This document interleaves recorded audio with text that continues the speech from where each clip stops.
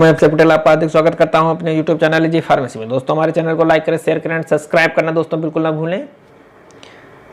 दोस्तों हम लोगों ने बायोकेमिस्ट्री में हम लोगों ने क्लासिफिकेशन को हाफ में पढ़ लिया था। अब हम लोगों को केवल पढ़ना है स्ट्रक्चरल प्रोटीन, यानी कि हम लोगों को पढ़ना है functional protein, classification of protein based on functional group. तो आइए दोस्तों चलिए हम लोग पढ़ते हैं।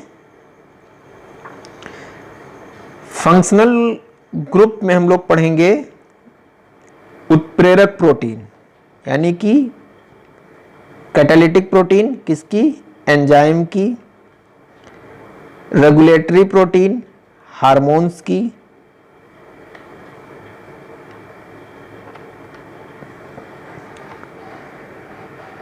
प्रोटेक्टिव प्रोटीन एंटीबॉडीज की, स्टोरेज प्रोटीन, ट्रांसपोर्ट प्रोटीन, विषैली protein, structure protein, cholesterol protein, secretory protein, exotic protein.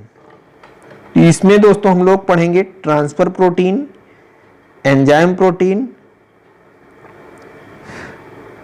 और हम लोग पढ़ेंगे टॉक्सिक प्रोटीन और ट्रांसपोरेट प्रोटीन।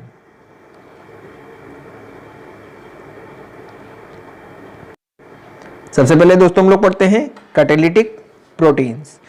उत्प्रेरक एंजाइम की भांति कार्य करने की क्षमता प्रोटीन का सबसे महत्वपूर्ण अभिलक्षण है। ठीक है, कैरेक्टराइज्ड है क्या है ये कैटालिटिक एक्टिविटी प्रोटीन्स का जो है एक अभिलक्षण है। ये अभिक्रिया दर को कई गुना बढ़ा देते हैं। ये जो है अभिक्रिया दर को कई गुना बढ़ा देते हैं। लगभग 2000 प्रकार के विभिन्न कैटालिस्ट हैं। प्रत्येक उत्प्रेरक अलग अलग अभिक्रिया को कैटालाइज्ड करते हैं। अब दोस्तों हम लोग पढ़ते हैं स्टोरेज प्रोटीन को। स्टोरेज प्रोटीन में एमिनो एसिड का सोर्स होता है। ठीक है, जिन एमिनो एसिड का जीवधारियों में निर्माण नहीं हो पाता है, दालों में ग्लोबुलिन्स एवं अनाज में प्रोलेंस संग्रह प्रोटीन होती है। ठीक है, अब अगला दोस्तों हम लोग ट्रांसपोरेट प्रोटीन। ये protein gas, food material, mineral salt के शरीर को परिवहन करने में सहायता करते हैं, जैसे कि हीमोग्लोबिन है, मायोग्लोबिन है, लाइपोप्रोटीन है।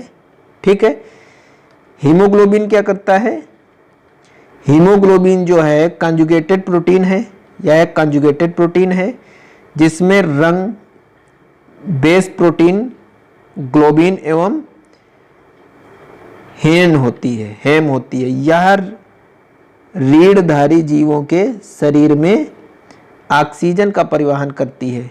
ठीक है, रीढ़धारी शरीरों में, यानी कि जिनमें रीढ़ पाई जाती है, उनमें ऑक्सीजन का परिवहन करती है। मायोग्लोबिन क्या है, या ऑक्सीजन का पेशियों में परिवहन करता है।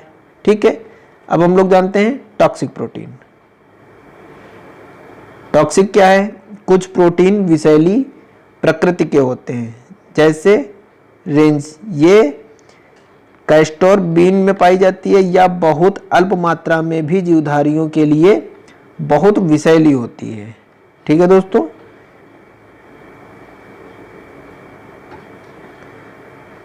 फलियों में पाई जाने वाला लैक्टिन एक विषैला प्रोटीन है जो लाल रक्त कणिकाओं को एक जगह इकट्ठा कर देता है। सांप का जहर, स्नेक वेनम में भी प्रकृति में प्रोटीन पाई जाती है, यानी कि स्नेक टॉक्सिक भी होती है। अब हम लोग दोस्तों पढ़ेंगे शेप एंड साइज के आधार पर, आकृति और आकार के आधार पर प्रोटीन का वर्गीकरण कैसे। फाइब्रियस प्रोटीन और ग्लोबुलर प्रोटीन को हम लोग पढ़ेंगे। फाइब्रियस का है, ये कठोर और जल में अघुलनशील होता है, कठोर होती हैं और जल में अघुलनशील होती हैं। ये लंबे पतले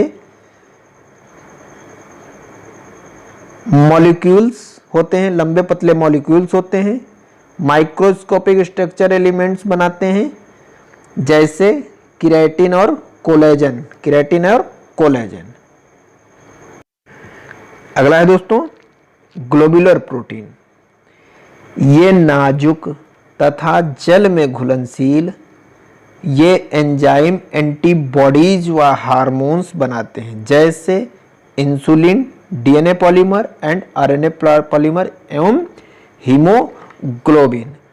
तो दोस्तों हम लोगों ने क्लासिफिकेशन को भी पढ़ लिया है। अब आगे हम लोग प्रोटीन की केमिस्ट्री के बारे में जानेंगे। दोस्तों केमिस्ट्री को हम बहुत ही सरल भाषा में, बहुत ही आसान भाषा में बताएंगे, जैसे कि आप लोग पिछली वीडियोस में देखते आ रहे हैं, समझते आ रहे हैं, उससे भी और आसान करने का प्रयास करेंगे प्रोटीन ऑफ केमिस्ट्री को। तो आइए चलिए दोस्तों अगली वीडियो में हम लोग देखते हैं प्रोटीन ऑफ केमिस्ट्री।